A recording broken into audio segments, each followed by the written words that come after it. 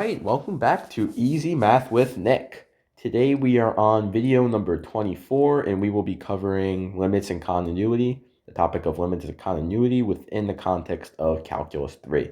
So we're going to be looking at three-dimensional functions, or in other words, functions with two independent variables. All right, so before we delve right in, I wanted to first harken back to Calculus 1 and how we defined limits back then.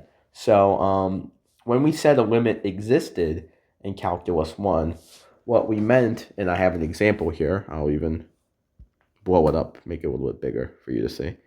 A nice easy function. If we want to find the limit as, let's say, x approaches 4 of our function here, radical x, so we want to find the limit as x approaches 4 of this function, what we would first do is we would find what we call the left-hand limit, which we symbolized usually like this with a little negative there of the function. And what we mean by this is we looked at what the function would approach, what the function of value would be approaching as we get closer and closer to 4 from values of x less than 4. So we found what the value for the function approached as we went from quote unquote the left, or values smaller than 4. And once we found that limit, then we also found what we called the right-hand limit.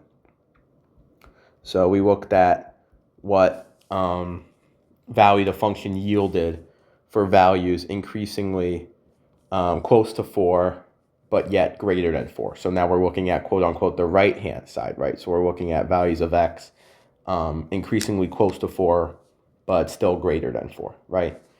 And once we found these two limits, then if we found these to be equal, then we would say that the limit as x approaches 4 exists, and it equals the value that we got for both of these. So that is how we define the limit in Calculus 1, right? But now, when we're in 3 dimensions, the notion of left-hand and right-hand limits doesn't work. It breaks down, because now we can approach the limit from infinitely many directions, right? So now we need sort of a more rigorous definition of a limit in order to define a limit to exist. But on the other hand, it is just as easy to prove a limit does not exist, because we only need one counterexample to do so. We need to find, just like we did here, and if these weren't equal in Calculus 1, then we would say that the limit does not exist. But as we'll see very soon, in Calculus 3, if we find that the limit does not exist from 2 different directions, then just like in Calculus 1, the limit will not exist. So let me do a nice example of that. So say we had the function of x and y equals x over x plus y. And we want to find the limit as x and y both approach 0. That's how we would write that, by the way, of f of x. Was that equal? Who knows? Is it even defined? Let's find out. So when we say direction, we can choose the direction as we test to see what the limit equals. So let's start off with the direction y equals x. So it's really nice because you can choose whatever works best for you, whatever seems most obvious. A lot of times it might be obvious to choose the x-axis, so we can have y equal to 0 here, and I will actually do that, or the y-axis, or easy functions like y equals x squared. Keep it simple, so don't make it more hard than it needs to be, more difficult. Okay, so if we set y equal to x, if we approach the limit from that direction, we would get limit as x and y both approach 0 of x over x plus x, which equals x over 2x. Pretend I'm bringing the limit over. Too lazy to do that, right? But might lose points if you don't. And that will equal 1/2. So the value of our limit when we approach from the direction y equals x is 1/2. Now, I sort of said this before, but let's try looking, let's go in the direction of the x-axis, right? So along the x-axis, y equals 0. So you can also interpret this as going in the direction of y equals 0. So in that direction, our limit's going to be, we set y equal to 0. So we get the limit as x and y approach 0 for x over x, which equals 1, which equals 1. Okay, but we have an issue here. Uh-oh, these two are not equal. So because the limit is different from two different directions, therefore it does not exist. So this limit does not exist. All right, so it's very similar to what we did to disprove or prove that a limit does not exist in Calculus 1, where instead of looking from the left and right-hand directions, now we get to choose the directions and prove that the limit, because we get two different values, that the limit does not exist. So there you go. But what if we wanted to go ahead and prove that the limit does exist? Well, that can be a little bit harder. And so we'll need, in this case, to use what we call the epsilon delta. I know it's very scary sounding, but the epsilon delta definition of a limit. And so let me just, I have it written here already to save time. But let me just read it and we'll make sense of it. It might take a couple minutes. This will be most of the video probably, but it's really not that bad once you understand how it works and how we go about using it. So, or proving it.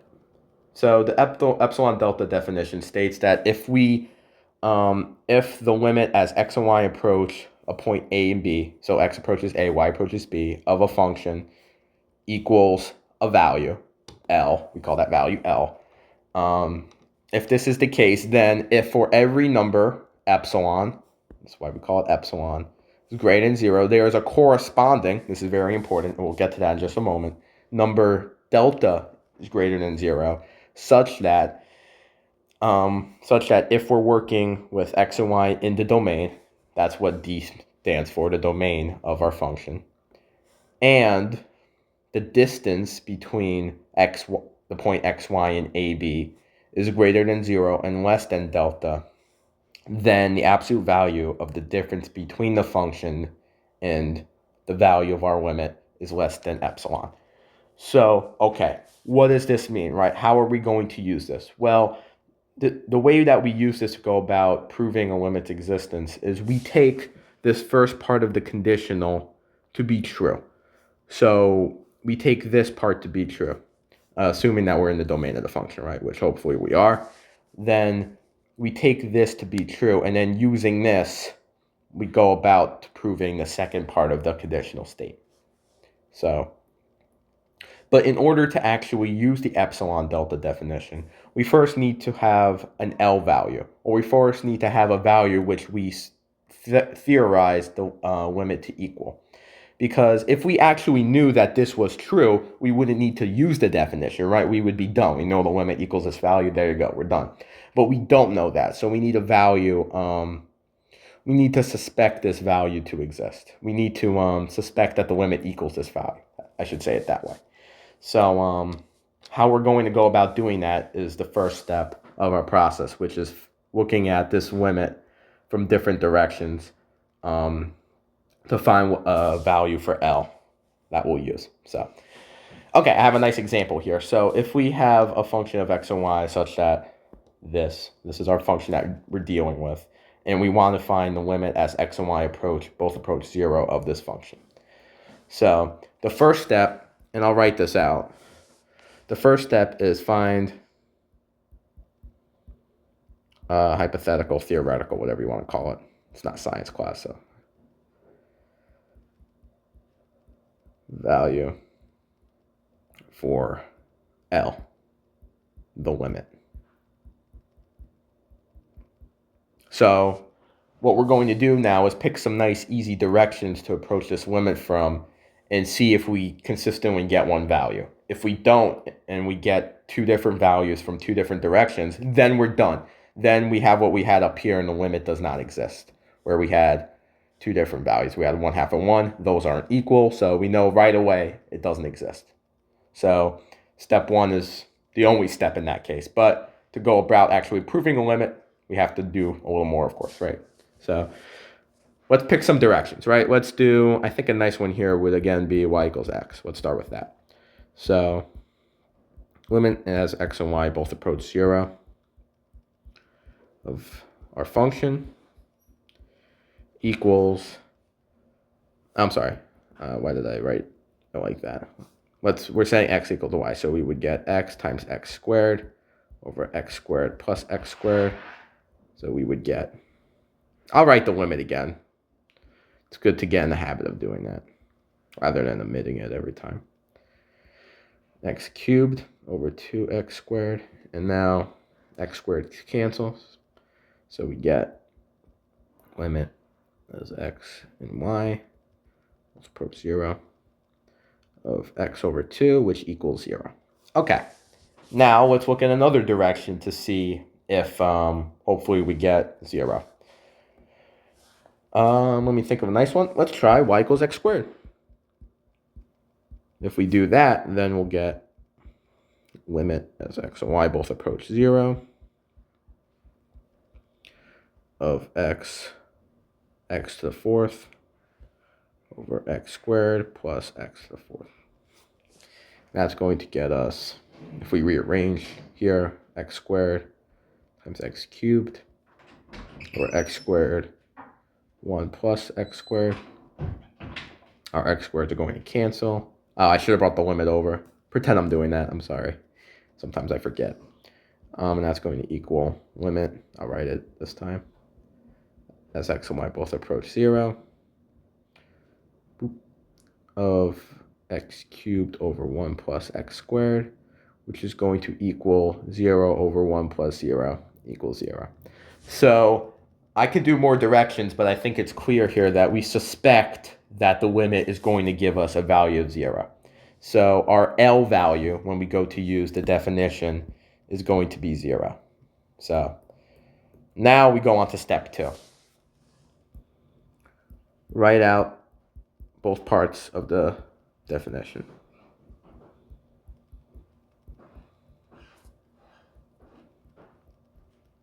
Write out both parts of the definition. Substituting in values. So we're going to be substituting the numbers that we have here into the definition. So our A and B are going to be 0 and 0. Our L is going to be 0. And our function is going to be what we have here. So we're going to be plugging all that in so we can continue. So, okay. So if we look at our definition, the first part here with the delta, we have 0 is less than x squared minus, it really should be x minus 0 squared, but I think you can see that it's less than delta. Oh, did I write a sigma? No, I wrote a delta. Sometimes I write sigma instead of delta. And then the second part is our function minus L. So we're going to have x squared, xy squared over x squared plus y squared minus 0. It's going to be less than epsilon. Okay. Ooh. Spoilers. Spoiler alert. Let's move that down. We're not ready for that yet. That gives away the answer. Okay. All right, so that's step 2 done. We plugged everything into both parts of the definition. And now let's go on to step 3.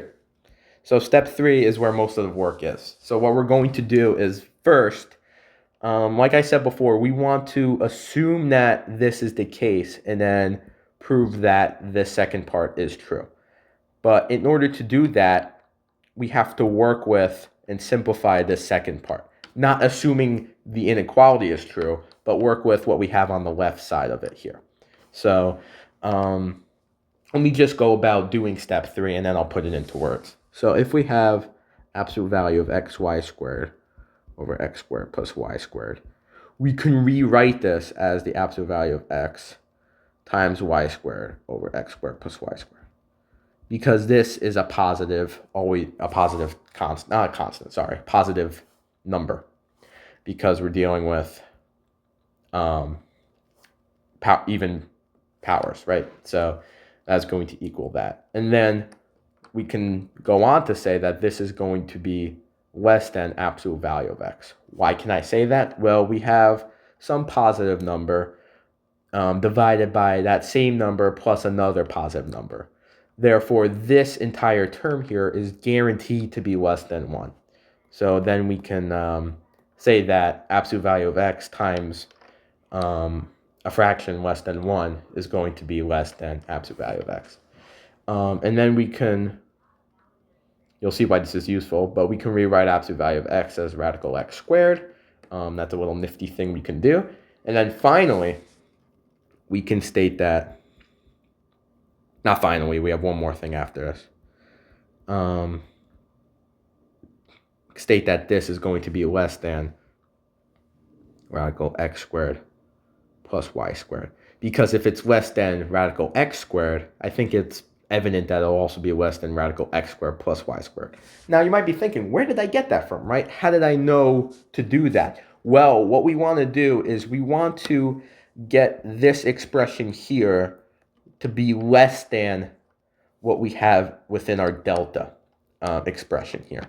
Because once we do that, or less than a multiple of this, right, that would be permitted as well. Because once we do that, then we can define a relationship between epsilon and delta. That's why we say they're corresponding. Because for every epsilon, there's going to be a delta. So there's a relationship between them. So here, our relationship is going to be, well, we'll get to that in a moment. But then because we're assuming that, circled the wrong thing. We're assuming that this first part is true. This inequality here is going to be true. And we can say that this is going to be less than delta. All right. Now we define our relationship between epsilon and delta. Now the whole point here is we're assuming this, and then we want to find the second part to be true. So we're assuming this, and we want this to be true. We want to work with that to make this true. So if we want this to be true, then we can define the relationship between delta as epsilon equals delta. So if we define that as our relationship, then we could say absolute value of x over y, which should be squared, y squared plus y squared, is less than epsilon. And now, finally, if we rewrite this as how we originally wrote it, we'll have value x y squared, that as less than epsilon. And this, conveniently, is the second part of the definition that we wanted to prove. So we're done here. Now we have proven that the limit exists, so we can say that, therefore, limit as x and y both approach 0 of our function does indeed equal 0. So the limit does exist, and it equals that value. Isn't that nice, right? So this third step is a lot harder to put into words, but if I had to describe the processes you should be thinking about, or how you should go about doing this third step, what you first want to do is you first want to factor out any positive terms, or anything positive that you can factor, or not really factor, but you can take out of the absolute value bars, will be of major help. And then you can then, a good next step would be to turn what you have left into, within the absolute value bars into radical of that thing squared. And then hopefully there you can use some algebraic tricks, like knowing this is going to be less than 1, and knowing that this is less than radical x squared plus y squared, to get to your conclusion that what we have here is less than delta. So, well, also note that you don't necessarily need to be less than delta itself, right? You could be less than a multiple of delta. Say we did our steps differently and we got that this was less than 3 delta. That's okay, because then we could define epsilon as epsilon equaling 3 delta instead, right? That would still be permissible and sometimes necessary for us to define, have our relationship work out that way. So we find this relationship, we define this relationship. But as long as it exists, that is enough to prove that the limit exists. So, all right, that is enough to go about. Yeah, okay. Go about proving that the limit exists. So that was a nice example, right? Well, now I think we're done covering the limits part of this video, but we still haven't talked about continuity. So how do we define a function as continuous in 3 dimensions or with 2 independent variables? Well, it's almost exactly how we do in Calculus 1. And, before we do that, I have our graph of our function here. Pretend z equals f of x here. So let's say z equals f of x comma y. We can see by this graph that no matter what direction we approach the origin from, we are approaching, no matter what direction we approach the point 0, 0, we will be approaching a z value of 0 regardless. So that is why our limit equals 0. We can see that graphically by looking at the graph, which I thought was pretty neat. So that's why I included that there. Okay. Now, as I was saying before, let's talk about continuity. So we define a function to be continuous. Let me write this out. We define a function of x and y, or 2 independent variables, to be continuous. That's an n, by the way. At a point a, b, if the limit as x and y approach a and b of our function indeed equals the value of our function at that point. So this is our condition for continuity. And this almost exactly mirrors what we saw in Calculus 1, where the only difference here is now we're dealing with 2 values. So, and that actually finding this limit is a little bit more tricky, but the condition for continuity is the exact same pretty much. So there you go. Let's do an example. Let's say we had, what nice example do I want to come up with here? Let me do an easy one. Equals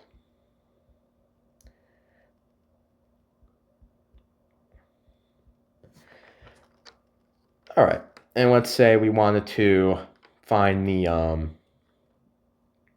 see if this function is continuous at the point x. I'm sorry, no, what am I saying? 1, negative 1. So when x is equal to 1 and y is equal to negative 1.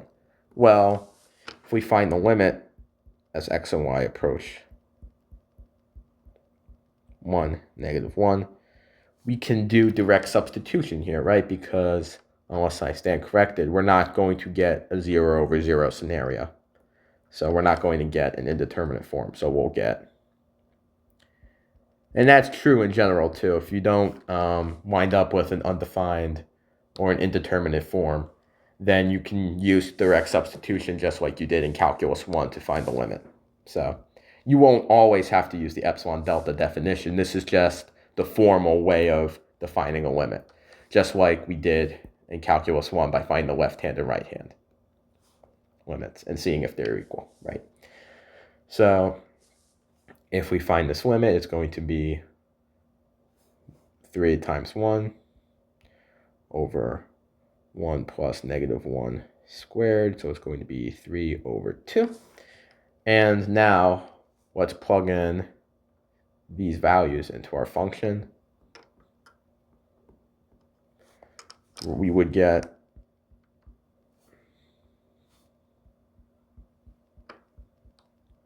three over 1 plus negative 1 squared Equals 3 over 2. I know because we use direct substitution, it's not really the best example, right? Because, of course, if you use direct substitution, it's going to be the same as the function, right? But the functional value at that point. But this is how you would go about proving continuity at a point for a function of two independent variables.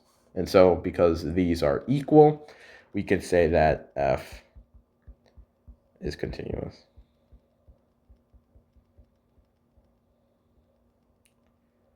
At that point. There you go. All right. So I think that's about all I want to cover in this video. I was considering doing another example of using the epsilon delta definition, but I think keeping this video on the shorter side is preferable. So just to recap, our 3 steps of using epsilon delta definition is to find a value that we suspect the limit to equal. So we find this value and we call it L by examining the limit from different directions. So we look at 2 or more different directions, and hopefully we see one value show up again and again, and that is going to become our L value. If not, if we get 2 different values from 2 different directions of the limit, then we know right away that our limit does not exist and we do not need to go any further. And then our step 2 is we look at our definition and we plug in values for A, for B, for L that we found in step 1, and then we plug in our function.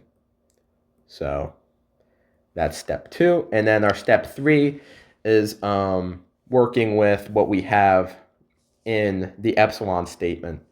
So on the left here, our absolute value of our function minus L, and working with that to actually prove this inequality. That's the second part of the definition, assuming that this part, the first part, is true. So I'll reiterate this again. We assume that this is true and then work with that to prove that the second part is, hereby proving the existence of the limit and satisfying the definition. And that is the third part. And a nice little trick, if you wanted to check your work, you can graph the function on Desmos to see visually that we approach 0 from every direction. So the limit is indeed 0. All right. And then continuity, I just talked about that, so I won't recap that. There you go. Thank you for watching. The next video will likely be covering partial derivatives, so stay tuned for that. This was Easy Math with Nick, video number 24, and we'll see you again soon. Thank you for watching.